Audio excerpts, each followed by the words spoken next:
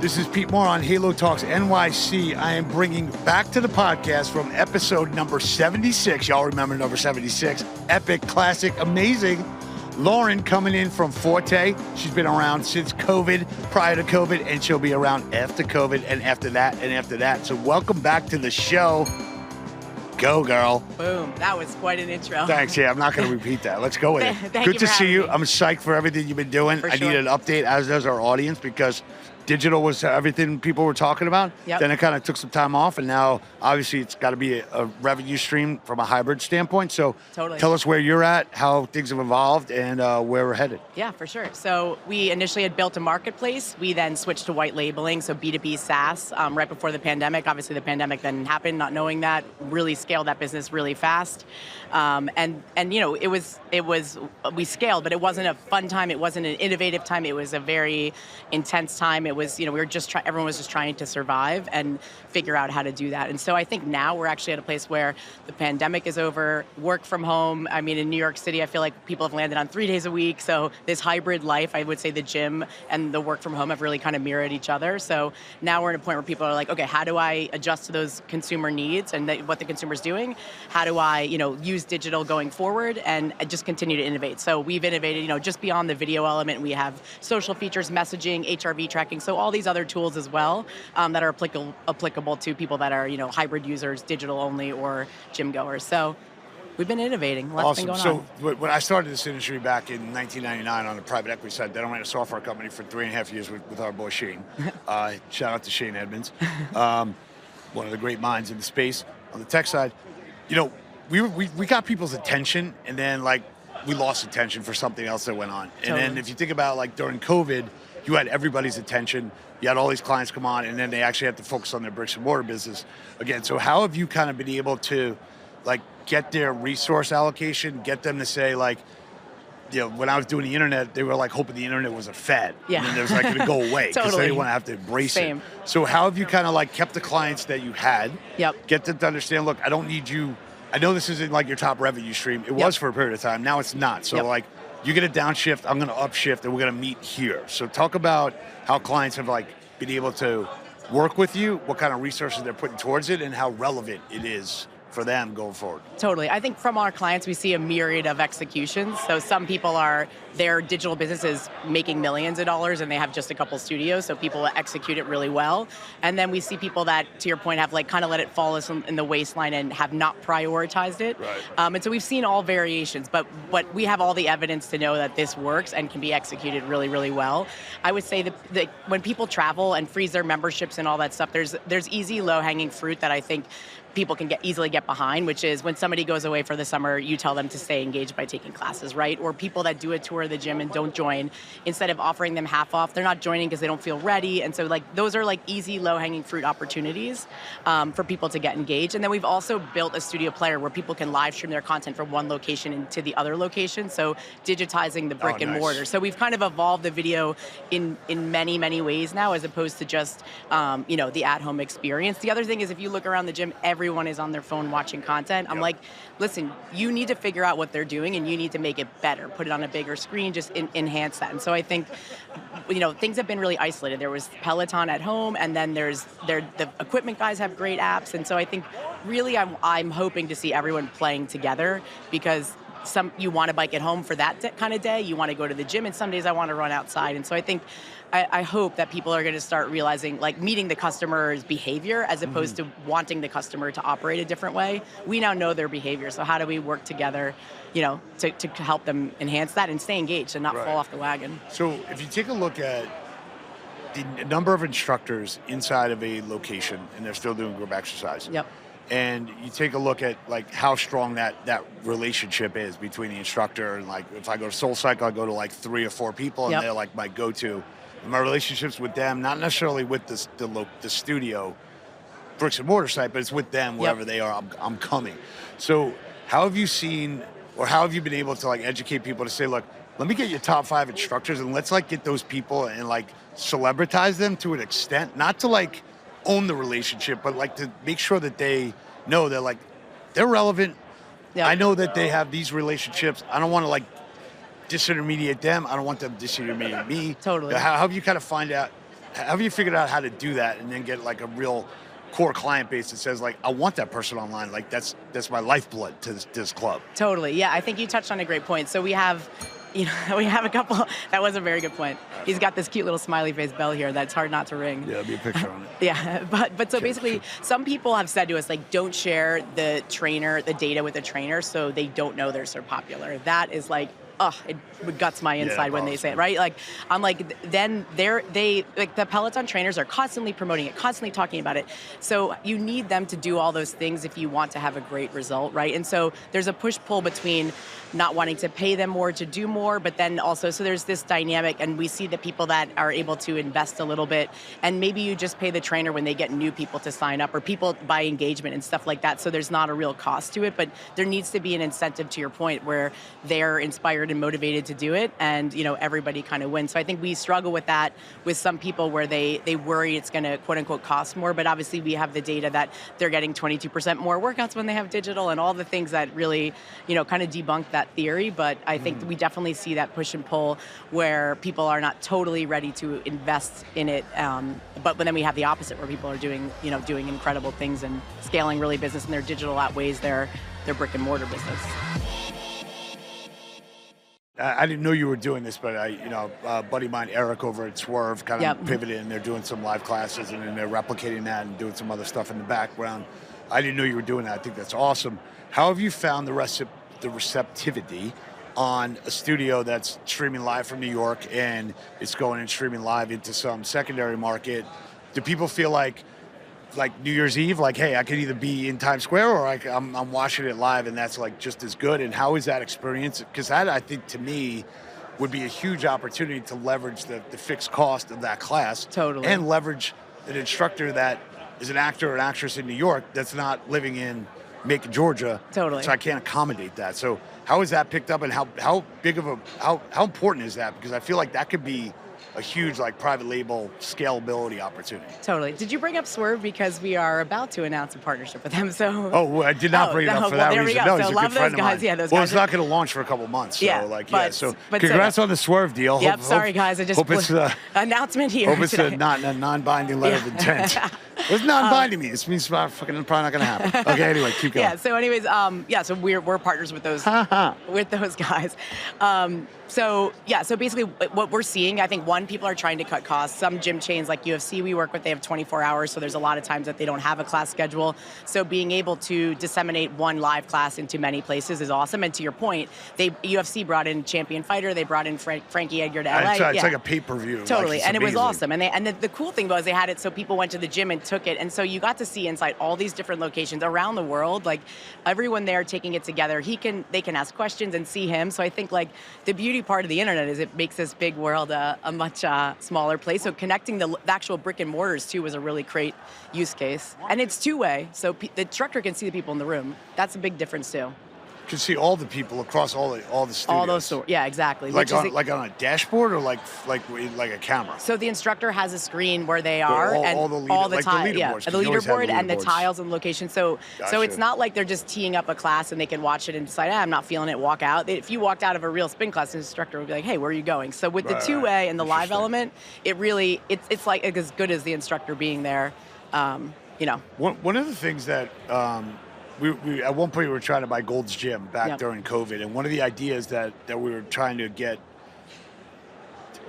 across to this investor was like, look, we can take 500 Gold's Gyms, okay, on any given Sunday. Like the New York Giants are playing the Philadelphia Eagles. Let's have a spin class at 10 a.m. That basically would have two instructors. But now I'm thinking maybe it'd just be one instructor, and basically everyone's doing that, and basically whatever the data is, like who wins against that, on a city by city basis. So there's a lot of competitive and challenge opportunity with what you're building. How much do people embrace that? And are people coming to you and say hey, I got some ideas? Or are you like, hey, look, let's test all these things out? Because I think a morning challenge before any kind of professional game or college game, like Alabama versus LSU. Okay, every club in Alabama is against every club that I have in LSU. Totally. With this one badass instructor, and let's see who wins the pregame cycling. Totally. Is that happening? Well, so I'm excited about it. I want to go right. I actually want to go right now. Yeah, you just got me fired up. Yeah, let's just go. Get me 2 spin bikes. I'd compete. I'd compete against you any day.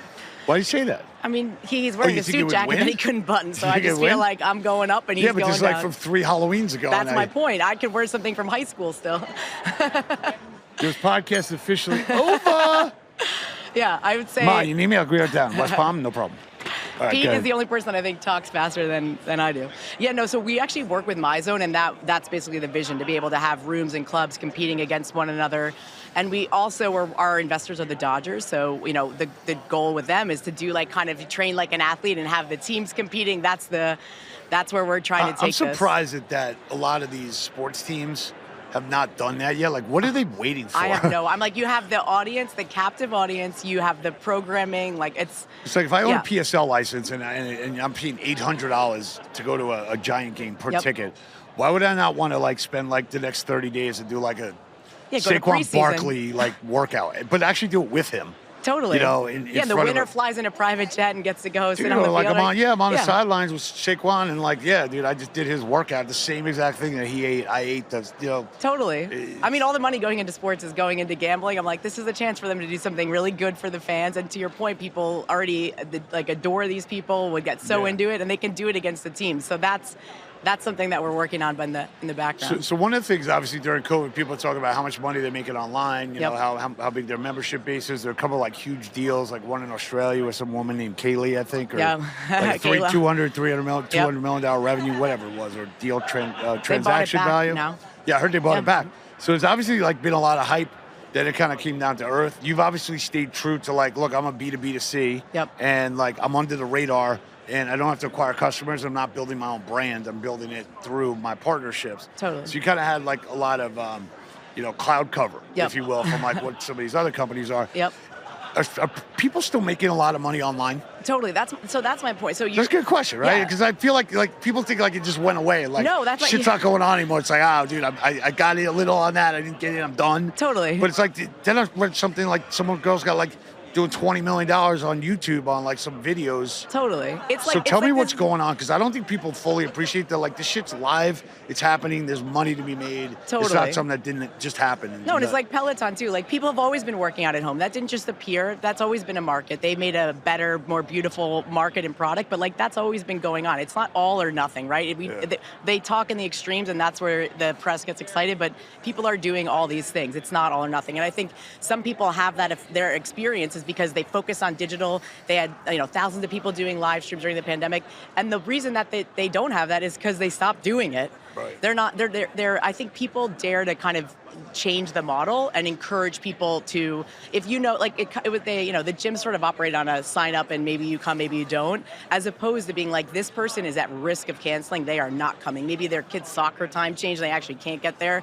Give them that content to stay engaged, right? So the marketing tactics has always been a little bit, instead of trying to meet the customer where they are, figure out what's going on, it's always been like, let's communicate a little bit less. Mm-hmm. And I think that's where there's a big miss and opportunity. And also, it doesn't cannibalize the business. It actually gets people to get another workout in, which keeps them on the wagon. So I think that's really important about, we have the data to support this. So, these were initially my theories back when it was episode 76, but now I have, 9 years of hard data to show also when you're live streaming, the engagement is much higher because the people are watching the content. There's new content being created. They become like fans of the person. The coach is saying, I moved to Brooklyn, my boyfriend and I, versus just traditional content that says, welcome to, there's a lot of great content on the internet. The reason that people love certain Peloton instructors is they feel like they know them, right? So it's all about this, like, if you're in the middle market, it's like return on relationships and results. Like, that's basically all you got. Absolutely. I have 2 follow-up questions if you have time. For sure. Thank you. My first question is related to, like, I talk about winning and losing, time to win again, it's the book and everything, you're in it. What constitutes a win? If I have like 5 people in an online live class, like you could argue to me and say like, hey man, that's 5 more people than you would have had. Totally. Right? Where somebody might be like, I spent this time on it and like I'm paying you a certain amount. Like, how do you respond to like low usage, but usage, and somebody's getting endorphins out of it, and somebody's like has a better day than they did before. So how do you answer that question? Totally. That's question 1. Yeah, question 1. Okay, so I think it also, you get into it, you get what you put into it, so I think there's that side of it. The people that stream a class and don't acknowledge the home people, it's a little bit of a voyeuristic experience. It's not a great experience. The people that really engage it and have, are chatting with them and stuff like that, they do much better. So I think if you follow sort of the things that we know work, you get the outcome above 5 people. So I think that's really important to note. The other thing that we see too, it's just so cute, is like our client is HealthWorks. You'll see the women go up to the screen and wave to their friends that are taking it, that are on vacation. Nice. Like, That's so cool. even if it's not 1 million people, it's just that like they see their friend, they're seeing their background of the house they rented, like just these things that keep people engaged. And I think all these little things do add up. To your point. So I feel like those anecdotal commentary is like what would convince me to say like, okay, maybe looking at the numbers, like you have to look underneath the number. Yep. And 80% of the people aren't members of the gym, right? I mean, let's face it, like the biggest barrier to entry is you got to feel really bad about yourself and finally join the gym. Most people don't. So how do you get those people involved, like as a stepping stone? I think that's like my happy dream, is that everybody finds a way to actually get their foot in the door, which is not in the door originally. It's starting virtually. I think that's the biggest opportunity. There's a question 1, part B. Okay. I'm not on question 2 yet. Okay. And thanks for spending time with us here. Of course. Question 2 is, what's the return on investment if I am a numbers person and I say, hey, I'm paying FORTÜ X per month and I'm charging like $20 online, or I'm adding it to a membership? How low is that number to be like, look, even if you're like thinking about like that this is somehow like a cost center and not a profit center, or not a relationship building center. Let's call it what it really is, right? Building relationships, or you're destroying them. I'm going to choose to build them, right? I'm going to build a relationship here. So what would you say, like if I have 10, 20 people online, like that's enough? Like don't think you need like 300 people on my system that is going to give you ancillary benefits and like bottom line return. Is there a number? Yeah, I mean, there I guess for like the quant people? I guess if you're trying to quantify you were a quant person. I back was a in the bond day? trader. Yeah, so I guess if you're trying to quantify it, then it's like if you include it in a membership, quote unquote, give it for free. How many of those people are utilizing it, which is a small cost center too, $1 or something a month, right? And that may be retention, more engagement. And then how many people do you need to have digital only to subsidize that, right? That are paying out, right? So like those are the numbers that you can figure out how you net break even depending on what they are. If there's a certain amount of engagement on the side where you're quote unquote giving it to that community. And then the other side of it is like, a lot of people can't really easily track LTV and churn, which is surprising. Through the CRMs, it's not that easy to check-in data and stuff like that as easy as one would think. And so being able to, we do some of this stuff manually to show that people are getting more workouts, right? If engagement's higher, churn is lower, all those things. And so we also have data where we see clients trying the classes that are in the studio, and then they actually go check into the class too. So, we see that a lot as well. So we have all of that data. People take classes, their retention is higher because they're part of the community. So we have all this data and to be able to show what the return on investment is, because I don't want to pontificate if this is a good or bad thing. I just want to tell you guys the facts. No, I think it's important that people don't, like, you don't have to get 20% of your members online to like say like, this FORTÜ is a good partnership for us. Like, you got to like lower it. You got to look at the long game, and you got to look at all these little things that might be happening behind the scenes that might not show up in like the actual like dashboard. Totally. It actually is happening like in the community. And they're paying for some other app. They're following other things. Like if you should keep them engaged in your community. Everyone has their phone propped up doing things. You want them doing stuff that's applicable to your facility. Make it so the content is in that area, so it's a really good experience, right? Like they're already doing it. So you want them to be doing your thing, right? Just because otherwise they can go to a really low-cost gym if they're just following content at a certain point. Okay, my second question, I think it's important, is this number 2, or are we still on 1C? No, this is it. This is the last question, and then I need a quote from you, so you can think about a quote while I'm asking this question. I'll try and keep it brief. What kind of quote? I mean, where am I supposed to quote this? Like a quote. It could be like a celebrity. It could be somebody that that like a philosopher. Okay. A quote. It could be. I don't know a lot about celebrities. I'm pretty nerdy. It could be like you can't have artificial intelligence without intelligence, something like that. You can read that. Coin that term. You can read that off and like take credit for it. Cool. One of the things I had an issue with when I was selling software is like I was selling it to the owner, and then the owner sends me to like their IT person, and then the IT person says like this is under marketing, and then the marketing person says nah, this is really under group exercise. So like if I'm a prospective client, and you are contacting me, and I'm a multi-chain, who do you want to talk to? Like who's the champion internally? Is it group X? Is it marketing? Is it the owner? Is it the CFO? Like who is it? It's the owner.